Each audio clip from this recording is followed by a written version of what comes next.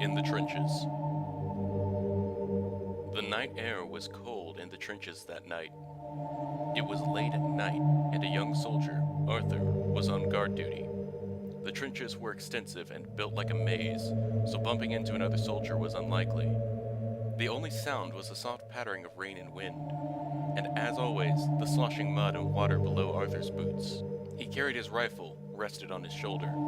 He was trained to do this, and it was his task every night to keep out any enemies from the opposite side. Of course, they had a few trained snipers, but you never know when the enemy could hatch a brilliant plan. The light rain mixed with the heavy winds only made his job even harder tonight. As the tedious task of patrolling around his normal route continued, the rain turned from a light sprinkle into a heavy downfall. It was at this time Arthur couldn't see more than 10 feet in front of him. He pushed against the headwinds and the pouring rain and trudged on. He was taught to never let nature hinder his main objective, no matter how bad it was. Hours later, the wind still blew. Arthur was pushing with all of his might, trying to keep his balance. Though he had promised himself he wouldn't give up, he kneeled down for a breather. Though the night air was cold, especially with the winds and rain mixed in, sweat ran down Arthur's face. The wind died down and Arthur could now see farther in front of him. When he looked up from his position, he spotted someone unfamiliar.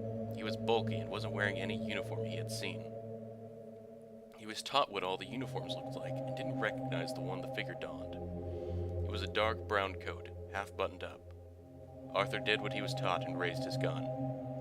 Arthur thought about putting on his gas mask, for a chemical attack may be imminent, but it was too late. Arthur already had his gun trained on the figure's head. "Hey!" Arthur screamed at the figure. The figure turned to Arthur, his eyes meeting Arthur's. The figure's eyes were glossy and plainly visible.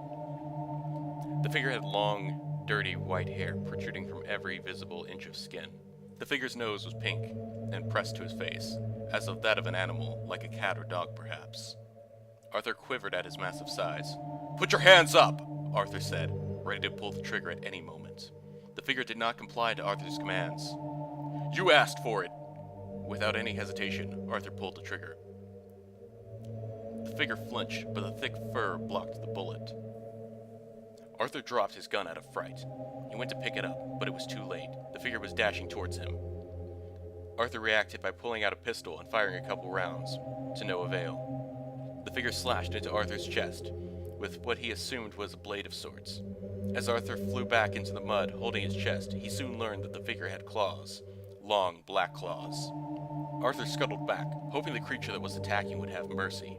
The creature tore into Arthur's neck before dropping him. Arthur lay, clinging for life, looking into the eyes of his ferocious killer. He choked on blood and mucus. He managed to spurter out a few words, coughing up more blood in the process. "What are you?" Arthur asked, terrified beyond words. The creature smiled at Arthur, examining a job well done. It chuckled a hearty chuckle before gazing back into Arthur's eyes. Its friendly grin contorted into a twisted smile.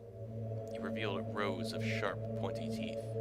"Aye, my boy," and the creature started. Arthur was moments away from death, holding back tears while bleeding out, "I, my boy, am Mr.Trenchfoot."